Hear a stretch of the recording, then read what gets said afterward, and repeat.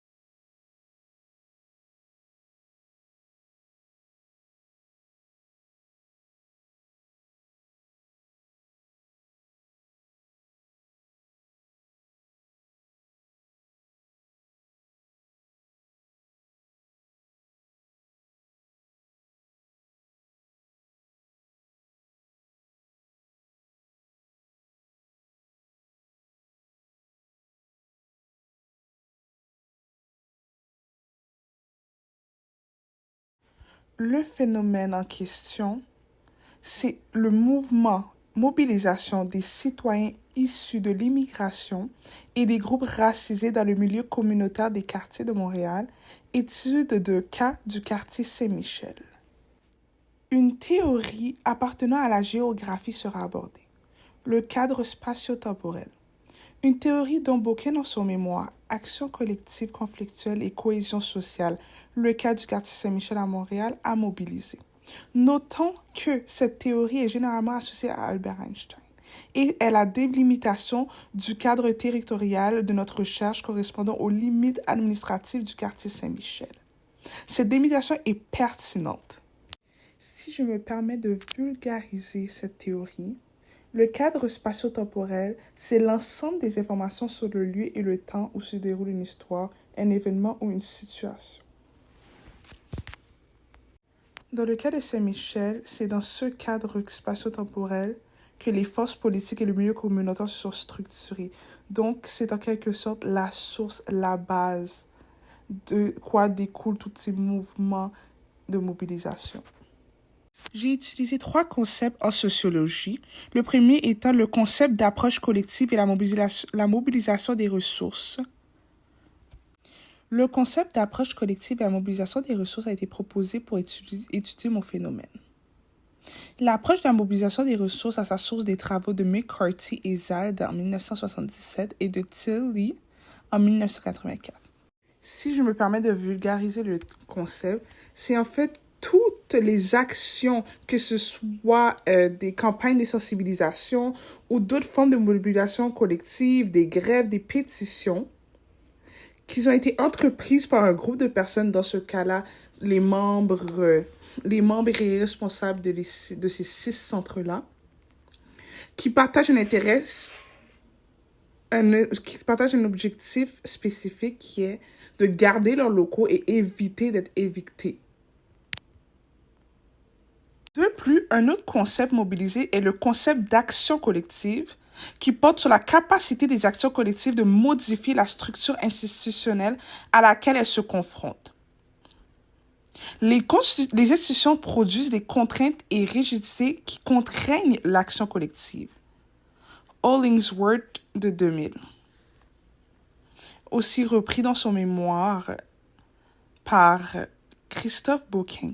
Action collective, conflictuelle et cohésion sociale, le cas du quartier Saint-Michel à Montréal. Donc, le concept d'action collective, dans mon cas, montre très bien comment l'entraide, cette solidarité qu'ont ces membres de ces centres-là, aide à apporter un apport à la modification de la structure institutionnelle à laquelle ils se confrontent, dans ce cas, la CCSDM, qui veut reprendre, eux, leurs locaux, et donc mettre dehors ces centres-là. Étant donné que mon phénomène se focalise plus sur les citoyens issus de l'immigration et des groupes racisés à Saint-Michel, notons que oui, Saint-Michel est un quartier défavorisé, multiculturel, avec beaucoup de diversité et donc aussi beaucoup d'immigrants et des groupes racisés qui sont généralement propices à être des êtres marginalisés et victimes d'exclusion sociale. Selon l'auteur Baker en 1963, qui a été repris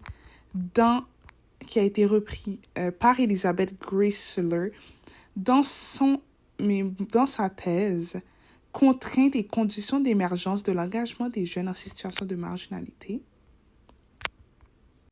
la marginalité, c'est le procédé par lequel on désigne collectivement un individu comme étant déviant. Cet individu est ainsi stigmatisé à partir d'une interaction. Il fait donc l'objet d'un processus de marginalisation, c'est-à-dire de mise à l'écart.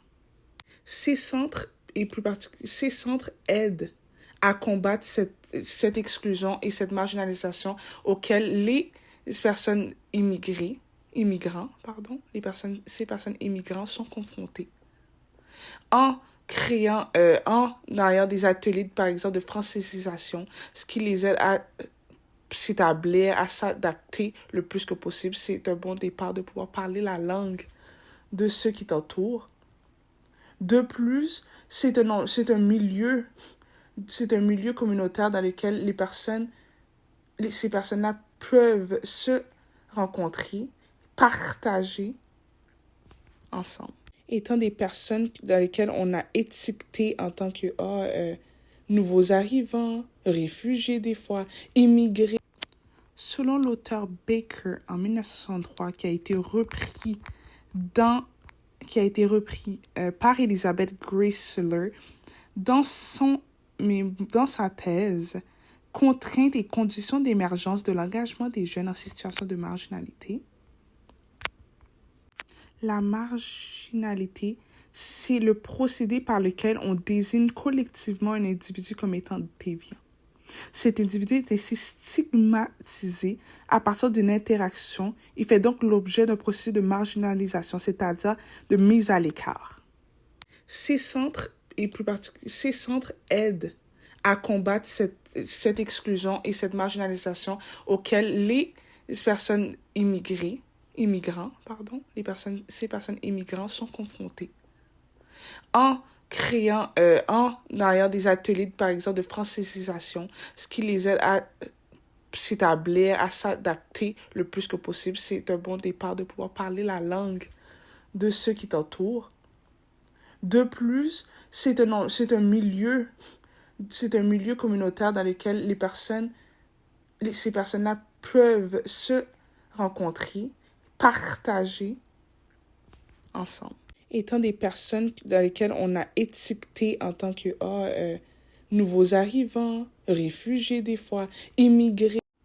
L'apport de l'approche multidisciplinaire pour l'explication de ce phénomène est qu'en combinant la sociologie il a fallu que j'inclue la géographie pour connaître mon lieu, tout son parcours, son historique, pour pouvoir mieux comprendre comment les gens qui y habitent, à quoi ils sont confrontés, quels sont les enjeux et quelles solutions qu'ils doivent trouver, quels sont leurs combats, les aspects sociaux et par la suite se connectent pour collectivement, quels sont leurs objectifs collectifs et comment ils tâchent à atteindre ces objectifs et à trouver des solutions aux enjeux qui sont parfois préalables